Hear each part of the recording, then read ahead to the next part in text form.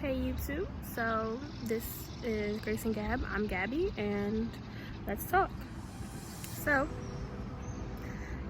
this place is just gonna be somewhere to talk about anything on your mind, anything that may be hard for you to discuss but you want answers about. We're gonna discuss them here. So something I have dealt with throughout my life and have really been getting revelation on the past few weeks will be our first topic. So our first topic will be confidence. I feel like confidence is a very touchy subject because there's a thin line between confidence and arrogance. And some people lack confidence because they're afraid to be arrogant or they're portrayed as arrogant. And sometimes we just don't have the confidence because we tie our confidence into other people or other things.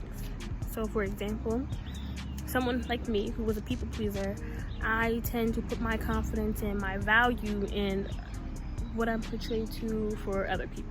So if I'm working, my confidence is wrapped up in how well I'm doing my job and how well they're telling me I'm doing my job, rather than just having the confidence myself and in what I'm doing without anyone else's input. This week I dealt with an issue of confidence. Growing up, I've always been kind of afraid to venture outside the box. I'm afraid to experiment and do anything because I was always fearful of the backlash, fearful of what people would say about me, fearful I would get in trouble, all kinds of stuff. So I always kind of played it safe throughout my life. A lot of the trouble I got in as a teenager and a young adult is because I finally, I had those moments where I was able to be quote unquote free, and I took that as, oh, this is me being confident, me being reckless, and me hanging out with this reckless person or doing this reckless thing, or me smoking or me drinking or me sleeping with people. That was where my confidence was coming from, because those were the times where I felt like I was allowed to be in charge of me. And I was able to feel confident about being independent because I could make these crazy, rash decisions. But in reality, it wasn't so great. So then my confidence was wrapped up in other men and how they viewed me and what I could do for them, rather than having the confidence by myself and being able to be confident and being able to love the person that I was alone in my own room with no one to tell me anything. Sometimes we really have to encourage ourselves. There's a song that goes, encourage yourself, and that's really what we need to do. We need to be able to encourage ourselves and lift ourselves up. And if you're like me, you have a gift of comforting people, you have a gift of encouraging people, you have a gift of building them up. But a lot of the times, the very things that we have giftings in are the very things that we tend not to use on ourselves. So I had a lot of trouble with encouraging myself. I had to look for other people to lift me up and build me up. And this week, something I've always liked and was interested in was cooking. But growing up, most African American kids growing up and with a family where you have little to not much growing up, and your parent did not let you play with food, experiment in food, because we're not wasting food. So as I got older, I hadn't let myself out of that box. Like, the box was gone. I was an adult, but I still felt like I was trapped. And that was my own mindset and my own doing. So during this shut-in, I've been dabbling in a lot of things. I've been picking up a lot of things that I had left, I had dropped, and because I didn't have the confidence in it. And one of those things was cooking. Like, my baby sister is a master chef. Like, she can cook the walls down, and not surprised because her mom can throw down as well.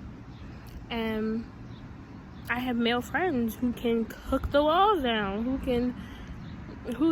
could probably cook Satan into repentance. I'm just saying. But I really wanted to get better with cooking and get back to, not being lazy about it and doing box pasta and everything else. Like, I really wanted to get back into that. And it's just something I never really gave myself a chance to do, because I was just like, well, you're bad at it anyway. Like, when have you ever cooked anything? Like, I'll cook for other people. Someone was to tell me, hey, can you cook for me? I sure would, because it's for someone else. But again, it's tied up in something else. My confidence in cooking was tied up in doing it for somebody else. So I wanted to take this time to start cooking. So Mom went to do laundry. I was like, cool. I had some things I needed to do. I was like, I'm gonna cook today. I was like, there's some things in my fridge that I need to either cook or throw out, and I do not, again, want to waste food, because now it's my money I'm wasting. So what I do, pulled up some chicken, some steak. I had some rice that I could put aside. I had some pasta I needed to cook. I'm not gonna lie, like, starting out, I would get just jar pasta, and then I would just season the mess out of it until it was to my liking, but I didn't have any of that. So what did I try to do? What did I decide to do? I decided to make my own cheese sauce. Again, trial and error is how you learn how to cook to begin with. Trial and error is how you learn how to get better. And trial and error is really how a lot of unique, delicious foods come about. And I was proud of myself. I was proud of the meal that I presented, and I posted it up. Now, my male friend, who was a great chef, was joking with me, messing with me about my food. I was prepared for that. I was prepared for who I like to call my second dad. Prepared for him because he's a chef, basically. Prepared for him to say something. My sister, she's always bagging on me, so I wasn't even worried about her comment. She's always messing with me. But, you know, she's a cook, so I expect her to be critical. But then this guy comes out of nowhere. I've talked to him before. He's liked me. At one point, I kind of liked him. Never really went anywhere. Cool. He also cooks. I don't know how well he cooks, but I do know he cooks, and it looks good. So he decided to make a comment about my food and basically said every single picture that I put up of my food was done wrong, and that if we were to get married, he would have to take over the cooking area because he likes to cook anything. Sometimes, you know, it's not even that, you know, we're emotional or sensitive, but sometimes when you're finally proud of something and then someone comes and just kind of gut punches you with a comment that was unnecessary and uncalled for, you know, it brings you down. So at a rash decision, I ended up deleting all the pictures of my food because I was upset. And mind you, I did get some good comments, and my food was delicious. It was seasoned great. The pasta came out great. The steak came out great. The chicken came out fine. Like, it wasn't a big deal. But again, I allowed my confidence to be wrapped up in someone else's comment. And it was during Bible study that this happened. So of course the enemy was upset about what I was already doing and where I was progressing to. And I wasn't expecting it. And you know, my friends and my peers and my family who were in Bible study with me were uplifting me, because usually I'm not usually confident in saying when I'm going through something. Usually I'll just go through myself, I'll deal with it, I'll cry, I'll be upset by myself. And sometimes you have to have the confidence in asking for help, or confidence in saying, you know, what's bothering you. And they, you know, I was thinking the very thing, like, and I was upset, like, why did I even delete that? Like, why did I let that get to me? But I believe it was for a reason, so that I could come and really talk about this thing, because confidence is a big issue that we all deal with. And I ended up reposting my pictures, but there was something that was a major difference in the first time I posted it and the second time. The first time I posted these pictures, my caption was, "Don't judge me, I'm a little rusty." So what I took from everything, and even me deleting it, there was a reason why I needed to delete it. Because a lot of the comments, even the ones that were joking around, were going off of the very caption that I had put up in the first place. So I had posted my food in a way that I was already showing I wasn't confident in what I had posted. I wasn't confident in my own food, knowing that I liked it. It tasted good to me. I did it with God, singing, talking to my cousin on the phone. She was giving me like little, oh, do this, and it was a very joyous moment to be cooking this food. And yet I posted it with a caption that lacked confidence in it. So then, you know, it hit me and God brought it to my attention, like, they only fed off the energy you put into it. So understand that I reposted the same thing with a more confident caption saying that I loved my food, that it tasted delicious. And I didn't get any negative responses on it. I actually got more likes on it. And I'm saying that a lot of the times when we feel like people are attacking us or coming at us a certain way, it's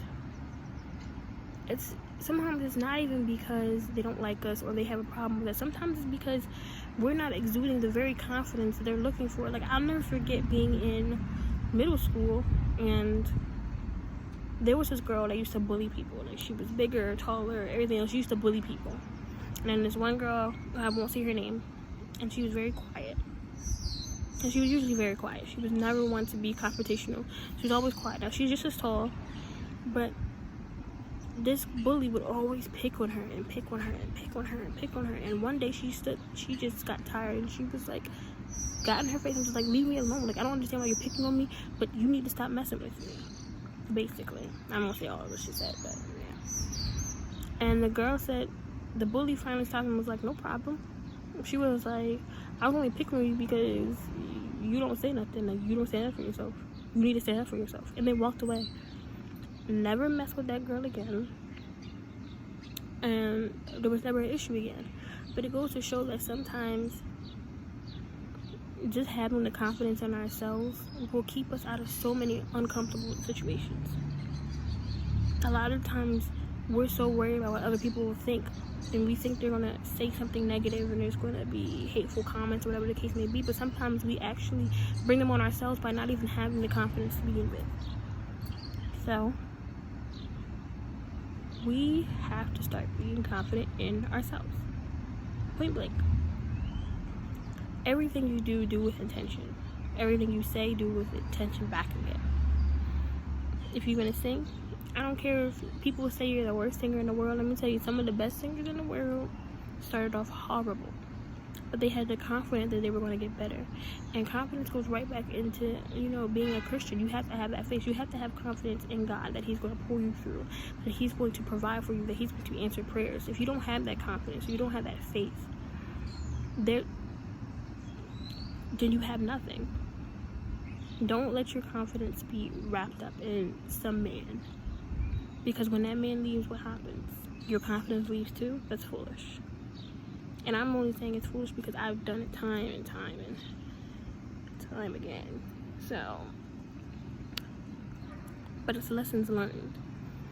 You don't want to be like me and have to learn it like, 20 times to get it. But